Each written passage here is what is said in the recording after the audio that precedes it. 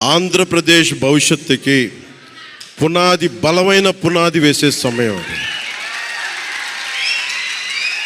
అన్నం పెట్టే రైతుకి అండగా ఉండే సమయం అది.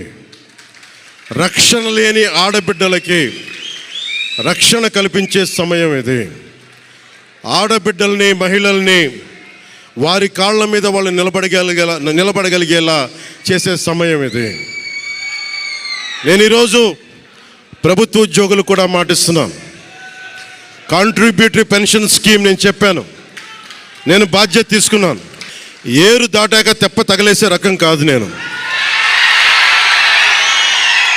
కాంట్రిబ్యూటరీ పెన్షన్ స్కీమ్ దానికి సరి సమానంగా అది కానీ మీకు న్యాయం వచ్చేలాగా సంవత్సరం లోపు తీసుకొస్తాను అని మాటిచ్చాం, తీసుకొచ్చి తీరుతాం.